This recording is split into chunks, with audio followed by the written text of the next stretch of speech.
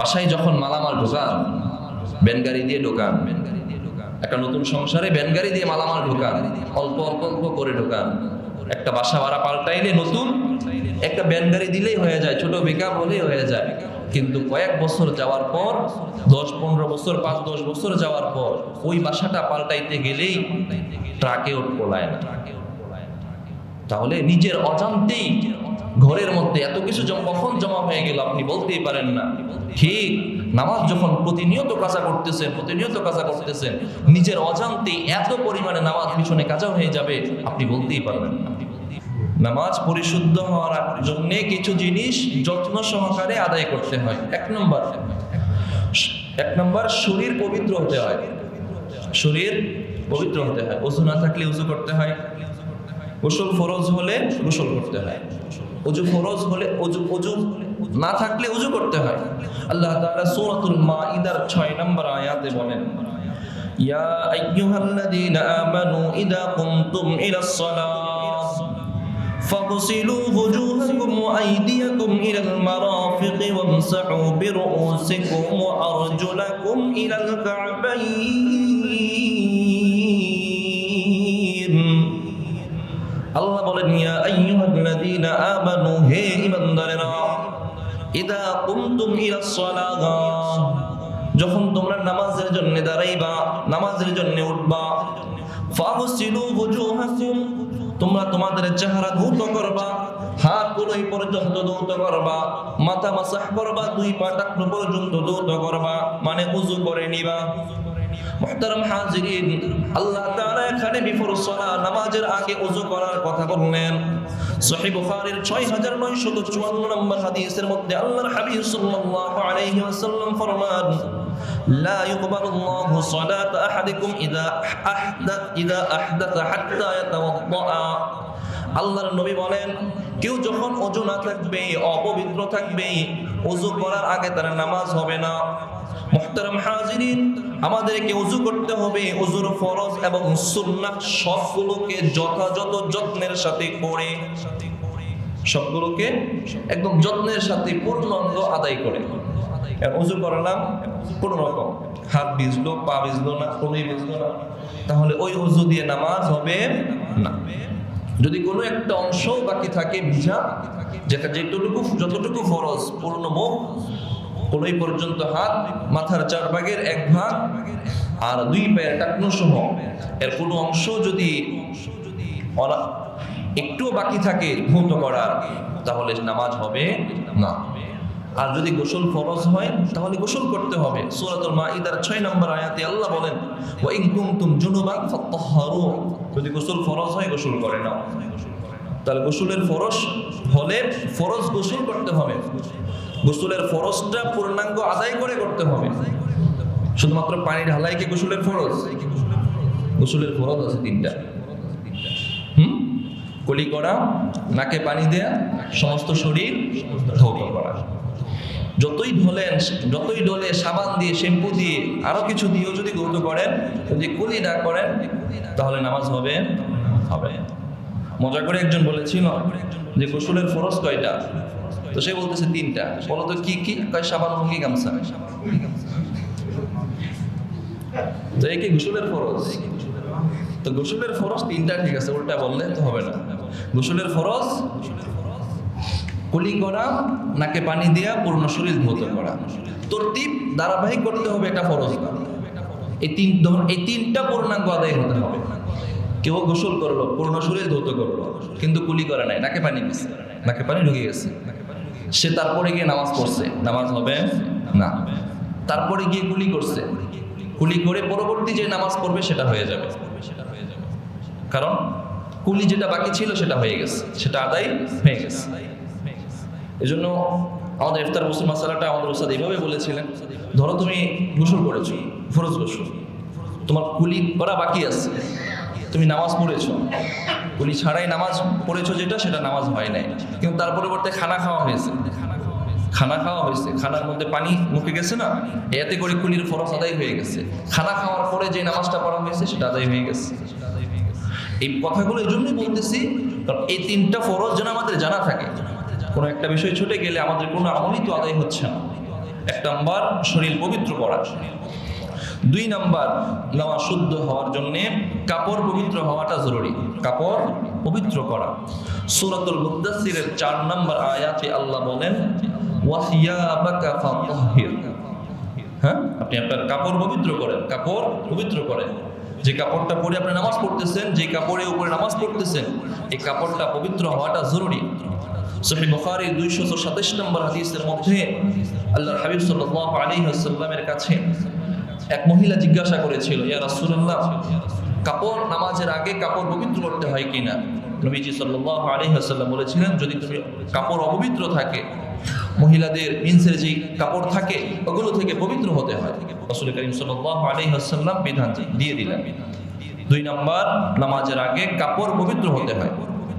আমাদের সমাজে যদি বলা হয় বন্ধু চলো না নামাজে যাই, কি বলা হয়? এটা বড় ব্যাধি, এটা সবচেয়ে বড় রোগ, যে কাপড় নাপাক, কাপড় অপবিত্র, নামাজ কেমনে যাই, তুমি যাও।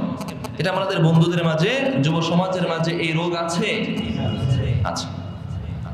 তো ভাই, আপনি একটা কাপড় নিয়ে সারাদিন চলতেছেন, এটা অপবিত্র, আপনার কি কোনো ম্যানার, একটা কেমন একটা বিষয়, এই কাপড়টা নিয়ে আপনি আসছেন, আবার বলতেছেন গর্বের সাথে বন্ধুকে, এই কাপড় নিয়ে আল্লাহর সামনে যখন আসতেছেন, তখন ইনশাল্লাহ নেক্সট পয়েন্টে বলবো, কাপড় পবিত্র সবসময় নিজে থাকা এবং আল্লাহর সামনে উপস্থিত হতে হলো সেই কাপড়, পবিত্র কাপড় নিয়ে আল্লাহর সামনে উপস্থিত হওয়া। ধরেন নামাজে এই মুহূর্তে আমি উপস্থিত হতে পারলাম না, যে ব্যক্তিটা উপস্থিত হতে পারলো না অপবিত্র কাপড় হওয়ার কারণে, মালাকুল মউত তার কাছে কখন আসবে এটা কি তার কাছে বলা আছে? বলা নাই। এই অপবিত্র কাপড় অবস্থায়, সে তার অপবিত্র অবস্থায় যদি মালাকুল মউত চলে আসে, তার হিসাবটাই বা কেমন হবে, তার পরকালটাই বা কেমন হবে। তো খুবই লক্ষণীয় বিষয়, নামাজের আগে কাপড় পবিত্র করতে হয়, থাকতে হয়। 3 নাম্বার, নামাজের জায়গা পবিত্র হতে হয়। নামাজের জায়গা, নামাজ যেই জায়গায় আদায় করা হচ্ছে, নামাজের জায়গা পবিত্র হতে হয়। আলহামদুলিল্লাহ, এগুলো আমরা জানি, তারপরও কেন বলতেছি? আপনার ফ্লাইট 10টায়, আপনি কি 10টার সময় ঘর থেকে বের হবেন নাকি 8টার সময় বের হবেন? আরো আগে দূরত্ব হলে আরো আগে বের হতে হবে। তো নামাজ দুনিয়ার ফ্লাইটের চেয়ে গুরুত্বপূর্ণ বিষয়। তো দুনিয়ার একটা গুরুত্বপূর্ণ বিষয়কে যদি আমি এতটা মূল্যায়ন করে থাকি, তাহলে নামাজ এত বড় মূল্যবান বিষয়টাকে আমি কতটুকু মূল্যায়ন করি, কতটুকু করি? নামাজের জায়গাটা পবিত্র হতে হয়। আমাদের সমাজে এখন আমরা বিড়াল পালি, অনেক সময় ফ্যাশনেবল করে মডার্ন স্টাইলিশ হয়ে কুকুরও পালি, ঘরের ভিতরে থাকে। বিড়ালের ঝুঁটা যদিও পাক, কিন্তু কথা হলো বিড়াল এখানে থাকলে পাক, কিন্তু আমাদের বিড়ালগুলো কতটুকু ও পবিত্রতা অর্জন করে? একদম গিয়ে বাথরুমে আপনার আমার মতো ওয়াশরুমে যায় নাকি? আবার কি পবিত্রতা 3 পায়ের ঢিলাগুলো ব্যবহার করে? কিছুই তো করে না। কিন্তু এই বিড়ালটা আপনার যায় নামাজে বসতেছে, তারপরে আপনার বিছানায় বসতেছে, তারপরে ওর অনেক কিছু এখানে পড়তেছে, তারপরে এখানেই আমি নামাজ পড়তেছি। বিশেষ করে মা বোনদের ঘরে নামাজ পড়ে তাদের ক্ষেত্রে হতে পারে, আপনি নফল নামাজ বাসায় পড়ি, সেক্ষেত্রে হতে পারে সেটা। সেক্ষেত্রে খুবই লক্ষণীয় বিষয়, যে জায়গাটায় নামাজ পড়বো সেই জায়গাটা পবিত্র হতে হবে। বিড়ালের পশম এগুলো যদি এই জায়গায় পড়ে অথবা বসে, বিড়াল শুকিয়ে গেছে, তারপরেও এখানে নামাজ পড়তে হলে আপনাকে অতিরিক্ত একটা জায়নামাজ বিছিয়ে নিতে হয়, অতিরিক্ত একটা জায়নামাজ বিছিয়ে নিতে হয়। 3 নাম্বার, নামাজের আগে নামাজের জায়গা পবিত্র হতে হবে। 4 নাম্বার, নামাজের জন্য সতর ঢাকা থাকতে হয়। এখানে কয়েকটি গুরুত্বপূর্ণ পয়েন্ট শুনবো। 4 নাম্বার পয়েন্ট হলো নামাজের আগে সতর ঢাকা। পুরুষের সতর হলো নাভি থেকে হাঁটুর নিচ পর্যন্ত, এটা হলো সতর, এতটুকু ঢাকা ফরজ। তার পূর্বে তার বাকিটা খোলা থাকলে নামাজ হয়ে যাবে, কিন্তু ব্যাপার আছে, কথা আছে। আল্লাহ তাআলা সূরাতুল আ'রাফের 31 নম্বর আয়াতে বলেন, ইয়া বানি আদম খুযু যিনাতাকুম ইনদা কুল্লি মসজিদ। আল্লাহ বলেন, ইয়া বানি আদম, হে বনি আদম, খুযু যিনাতাকুম, তোমরা সাজসজ্জা গ্রহণ করো, ইনদা কুল্লি মসজিদ, মসজিদে যখন গমন করো তখন সাজসজ্জা গ্রহণ করো। এই জন্যই তো জুমার দিন যখন আমি মসজিদে আসি, উত্তম ভাবে গোসল করে উত্তম কাপড় পরিধান করে আসি, আতর খুশবু ব্যবহার করে আসি। আমার ভাই, এই আয়াতের ব্যাখ্যায় অধিকাংশ তাফসীরের মধ্যে বলা হয়েছে, আপনি যখন মেহমানদের কাছে যান, আপনার ঘরে যখন বিয়ে আসে, আপনার ঘরে যখন কোনো একজন আত্মীয় আসে, বড় কোনো মেহমান যখন আপনার ঘরে আসে, অথবা আপনি যখন কোনো বড় কোনো মেহমানের ঘরে যান, কারো ঘরে মেহমান হন, তখন আপনি উত্তম কাপড়, ভালো কাপড়টা পরিধান করে থাকেন। একজন মেহমানের ঘরে গেলে যেমন কাপড়, ভালো কাপড় পরিধান করেন, আপনি দুনিয়ার আহকামুল হাকিমের রব্বুল আলামিন মাওলাই কারীমের সামনে যখন দাঁড়াচ্ছেন, আপনাকেও একজন মেহমানের সাজসজ্জা গ্রহণ করতে হবে। আপনি কই মেহমানের সাজ গ্রহণ করেন? মাজমুউল ফাতোয়ার মাঝে বিন বাজ রাহিমাহুল্লাহ একটা ফতোয়া দেওয়া হয়েছে যে তিনি এক্ষেত্রে তার কথাটা সুন্দর, যে আপনি যখন আল্লাহর সামনে আসতেছেন তখন আপনাকে সুসজ্জিত হয়ে আসতে হবে, সুসজ্জিত হয়ে কাপড় পরিধান করে একদম ঢিলাঢালা। তো এই ক্ষেত্রে কিরকম কাপড় পরবেন? কাপড়ের 3 সুরত। 1 নম্বর, এমন কাপড় যেটাতে শরীরের ভাঁজ দেখা যায়, এমন টাইট জিন্সের প্যান্ট যেটা পরে রুকু করা, সিজদা করা সম্ভব না, এমন ভাবে টাইট যে বোঝাই যায় না এটা কি শিলানো অবস্থায় পড়েছে নাকি পয়রা তারপরে শিলাইছে। কি একটা অবস্থা ভাই! এজন্য বলতেছি, এত টাইট কাপড় পরিধান করলে আপনি যখন সিজদায় যান, দেখবেন এই প্যান্টের সাথে কেউ জুব্বা পরে না, প্যান্টের সাথে টি শার্ট পরে। হ্যাঁ, টি শার্ট আর প্যান্টের মাঝখানে কোমরের দিক থেকে অনাবৃত হয়ে যায় যখন সিজদায় যাওয়া হয়। আর পূর্ণ সিজদায় যখন সতরের একটা অংশ, এক তাসবিহ পরিমাণ খোলা থাকবে, তখন তার নামাজ ওই জায়গায় শেষ। পূর্ণ সিজদা খোলা থাকতে হবে না। কথা বুঝে আসছে? এই কাপড়টা আমি নামাজের জন্য আসছি, এত কষ্ট করে পূর্ণ নামাজের জন্য প্রস্তুতি নিয়েছি, একটু জায়গার জন্য আমার নামাজ শেষ। এই এতটুকু যদি অনাবৃত থাকে, খোলা হয়ে যায়, খুলে যায়, ইচ্ছায় অনিচ্ছায় যেইভাবেই খুলে যাক না কেন, পূর্ণ সিজদা খুলতে হবে না, এক তাসবিহ পরিমাণ সতর খোলা থাকলেই নামাজ শেষ, যদি খুলে যায়। 2 নাম্বার, আমরা অনেক সময় টি শার্ট এতটুকু কাপড় পরে নামাজ পড়ি। হ্যাঁ, এই যে গেঞ্জি, টি শার্ট অথবা শার্ট যেগুলো এতটুকু হয়, এই ক্ষেত্রে ফতোয়া হলো ইমাম বুখারী রাহিমাহুল্লাহ বলেন এটা পরে নামাজ পড়াও মাকরুহ। তবে তার কথার অনুকূলে আরেকটি কর্ণ করা হয়েছে, সেটা হলো যদি এই পোশাকটাও শালীন পোশাক হয়, শালীন পোশাক, ঢিলাঢালা পোশাক। কিন্তু অনেক সময় দেখবেন জুব্বাই এখনকার সময় এমন কিছু তৈরি হয় যে হাতা থাকে এতটুকু, জুব্বা।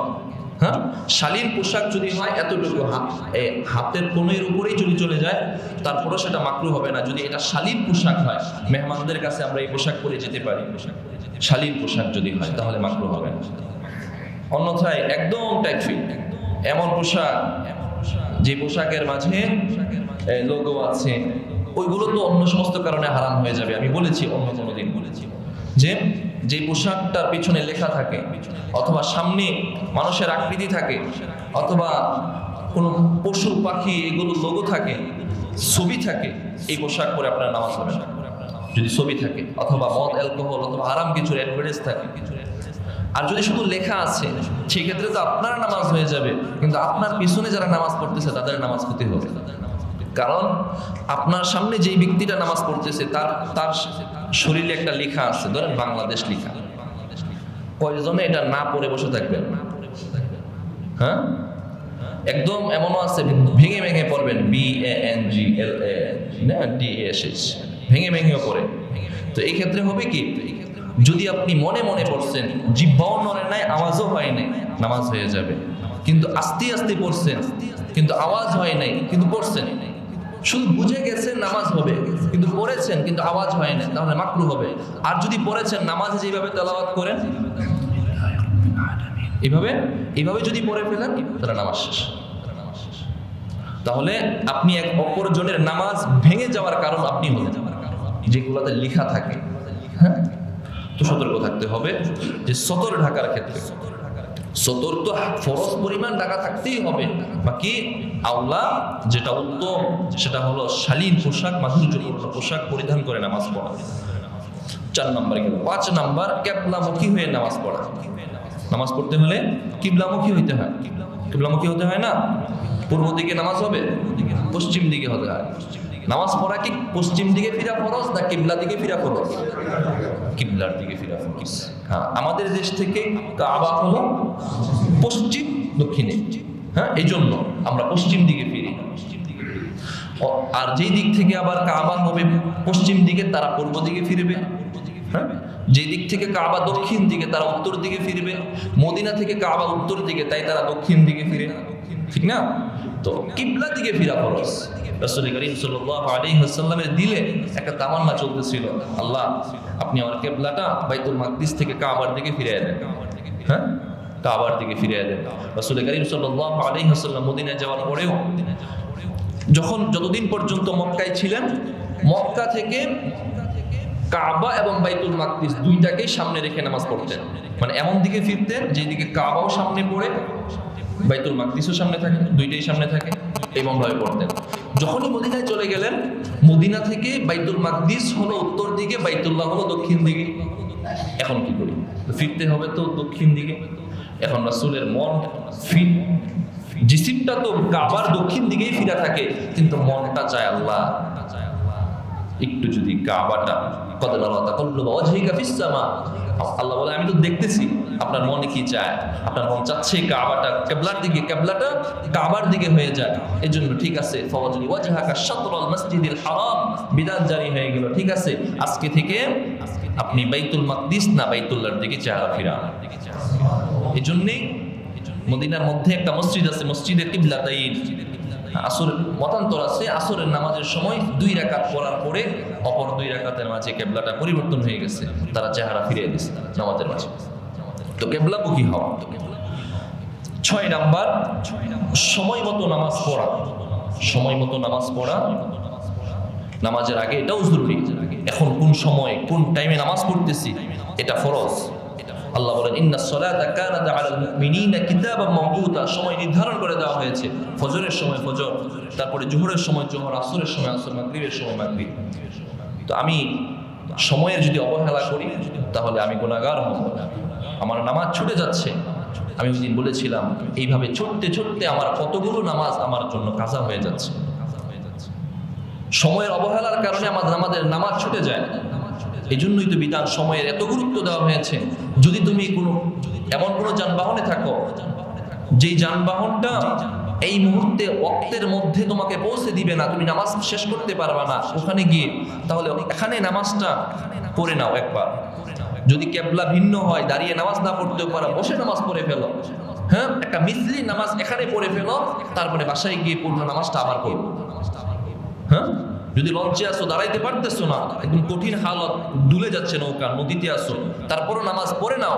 এমনকি কথা আছে তুমি কোন উত্তাল সমুদ্রের মাঝে ডুবে যাচ্ছ, সাঁতার কাটতেছো, তখনও না ওয়াক্ত হয়ে গেছে, ওয়াক্ত চলে যাচ্ছে, তারপরও তুমি সাঁতার কাটতে কাটতে ইশারার মাধ্যমে হলেও নামাজ পড়ে নাও।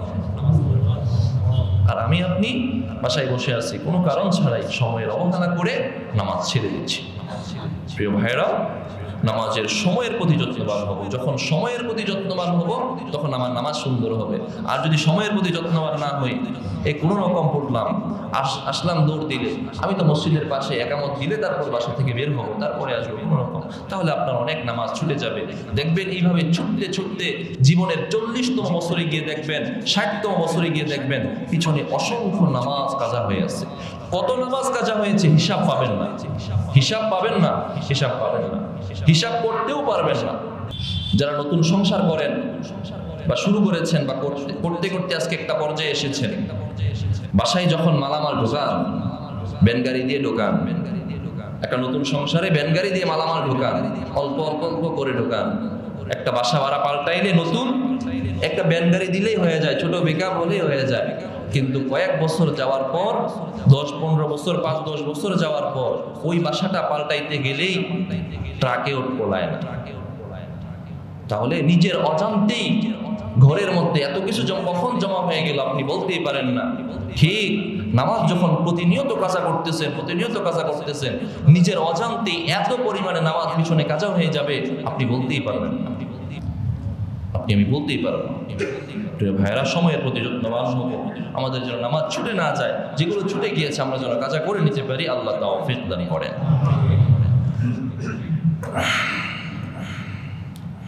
6 নাম্বার সময়ের প্রতি যত্নবান হওয়া। 7 নাম্বার নামাজের পূর্বে নামাজের নিয়ত করা, নিয়ত শুদ্ধভাবে নিয়ত করে তারপরে নামাজ পড়া। এই মাসআলাটার ক্ষেত্রে জটিলতা আছে। কেউ মনে করি মুখে আরবিতে প্রচলিত বাক্যগুলো উচ্চারণ করতেই হবে, আবার কেউ মনে করি কিছুই লাগবে না, শুধু নামাজে দাঁড়িয়ে গেলেই হবে। কোনটা লাগবে কোনটা লাগবে না? নিয়ত করা ফরজ, বুঝতে হবে আমি এখন জুমার নামাজ পড়তে আসছি, এটা জানা থাকা এটা ফরজ। আসরের নামাজের সময় আসছেন, ঘুমাইয়াছিলেন, খাদেম সাহেব ডাক দিল যে ওঠো ওইটা, আপনি উজু করে নামাজে দাঁড়ায় গেলেন। কোন সময় মসজিদই তো ছিলাম, কোন সময় বলতে পারেন না। যতই প্রচলিত নিয়ত করেন, একটা মুখস্থ আছে নিয়ত, নওয়াইতু লিল্লাহি তাআলা বারাকাতিস সালাতি, এই নিয়ত করলেন কিন্তু বলতে পারেন না কোন নামাজ, আল্লাহর কসম আপনার নামাজ হবে না, আপনার নামাজ হবে না। আপনি যতই প্রচলিত মুখের নিয়ত করেন কিন্তু আপনি বলতে পারলেন না এখন কোন নামাজ। নিয়ত অতটুকু করতে হবে, জানা থাকতে হবে যে আপনি এখন কোন নামাজটা পড়তেছেন, ব্যাস এতটুকু এনাফ। এতটুকু জানা থাকার পরে আপনি মুখের নিয়ত না করলেও চলবে। কথা বুঝবেন? আমি কিন্তু বলতেছি না মুখে যারা করে তাদেরকে বন্ধ করতেছি, হ্যাঁ, তবে মনে রাখতে হবে এই নাওয়াইতু আর মুখের প্রচলিত, আপনি যখন মনে মনে আপনি জানেন এখন কোন নামাজ পড়তেছেন, এটা জানা থাকার পরেও মুখে নিয়ত করতে গিয়ে যদি আপনার তাকবীরে ওলা ছুটে যায়, তাহলে আপনার মুখে নিয়তের চেয়ে অবশ্যই তাকবীরে ওলা আওলা। তাকবীরে ওলা বুঝেননি? ইমাম আল্লাহু আকবার বলছে, ইমাম যতক্ষণ পর্যন্ত কেরাত শুরু করেন নাই, সানা পড়তেছে, ততক্ষণ পর্যন্ত তাকবীরে ওলার সময় থাকে, হ্যাঁ। তো আপনি এর মধ্যে নামাজে শরীক হতে হবে। ধরেন সানা পড়তে 5 সেকেন্ড 10 সেকেন্ড সর্বোচ্চ, 10 সেকেন্ড না, 10 সেকেন্ডও তো অনেক লম্বা সময়, তো 10 সেকেন্ড তো সানা আপনি যদি নিয়ত করতে করতে 10 সেকেন্ড পার করে ফেলেন, তাহলে আপনার উত্তম একটা কাজ আপনি ছেড়ে দিলেন অনুত্তম একটা কাজ করতে গিয়ে, হ্যাঁ। তো খেয়াল রাখতে হবে প্রিয় ভাইয়েরা যে নিয়ত করাটা ফরজ, কিন্তু নিয়তের মেকদার পরিমাণ হলো, যথার্থটা হলো আমার জানা থাকা যে এটা নিয়ত, এটা হলো এটা হলো এটা, আমি এই নামাজটা পড়তেছি। আচ্ছা গেল এটা 6 নম্বর। 7 নম্বর যে নামাজের নিয়ত করা, নামাজের আগে এই সমস্ত বিষয়গুলো আমাদের জন্য জরুরি। তারপরে নামাজ যখন আমরা শুরু করি ধীর স্থির ভাবে নামাজ আদায় করা, রুকু সিজদাগুলো খুশু খুজুর সাথে আদায় করা, নামাজের মধ্যে দেহ আছে মনটাও আছে এইভাবে নামাজ পড়া। শুধু দেহ আছে মন নাই এমনটা যেন না হয়। দেহ এবং মন খুশু খুজু দুইটাকে দিয়ে নামাজ হবে তখন যখন আগে যে 7টা কথা বললাম, শরীর পবিত্র করা, কাপড় পবিত্র করা, নামাজের জায়গা পবিত্র করা, সতর একদম আওলা উত্তম ভাবে ঢাকা, কেবলামুখী হওয়া, নামাজের সময় মতো নামাজটা আদায় করা, নামাজের নিয়তটাকে পরিপক্কভাবে, এই 7টা জিনিস যখন যত্নের সাথে আপনি করে নামাজে দাঁড়াবেন, তখনই আপনার নামাজের ভিতরে খুশু খুশু আসা শুরু করবে। তখন আসা শুরু করবে, তখনই আপনি একদম খুশু খুশু করে, তখনই একদম প্রথম নামাজে আপনি খুশু খুশু পেয়ে যাবেন না পূর্ণ। ভালো লাগাটা মাত্র শুরু, ভালো লাগা মাত্র শুরু। এইভাবে যখন চলতে থাকবেন তখন আপনার ইন্নাস সালাতা তানহা আনিল ফাহশাই ওয়াল মুনকার, এইভাবে চলতে থাকলে আপনার নামাজ আপনাকে চুরি থেকে বাঁচাবে, এইভাবে চলতে থাকলে আপনার নামাজ আপনাকে মিথ্যা কথা থেকে বাঁচাবে, এইভাবে চলতে থাকলে আপনার নামাজ আপনাকে সুদ ঘুষ অন্যায় পাপাচার মিথ্যা অশ্লীলতা থেকে আপনাকে বাঁচাবে। নামাজ যদি ত্রুটিপূর্ণ হয় তাহলে সেটা কিভাবে বাঁচাবে, কিভাবে বাঁচাবে? প্রিয় ভাইয়েরা, নামাজের বাহিরের শর্তগুলো পূর্ণাঙ্গ আদায় করে নামাজকে খুশু খুজুর সাথে আদায় করা। সাথে সাথে 2টা কথা বলেই শেষ করছি, একটু আগেই ছেড়ে দিব কারণ আমাদের কিছু গুরুত্বপূর্ণ মেসেজ আপনাদের প্রতি আছে। এইভাবে যত্নের সাথে যখন নামাজে দাঁড়াবো, নিজের নামাজটা আদায় করা, সাথে সাথে নিজের পরিবারকেও নামাজের আদেশ করা, নিজের পরিবারকেও নামাজের আদেশ করা। সূরাতুত তাহার 132 নম্বর আয়াতে আল্লাহ বলেন ওয়া'মুর আহলাকা বিস-সালাহ, আপনি আপনার পরিবারকে নামাজের আদেশ করেন। সূরাতুত তাহরীমের 6 নম্বর আয়াতে আল্লাহ বলেন ইয়া আইয়ুহাল্লাযীনা আমানু কু আনফুসাকুম ওয়া আহলিকুম নারা, আল্লাহ বলেন হে ঈমানদারেরা তোমরা নিজেরা জাহান্নামের আগুন থেকে বাঁচো এবং পরিবারদেরকেও জাহান্নামের আগুন থেকে বাঁচাও।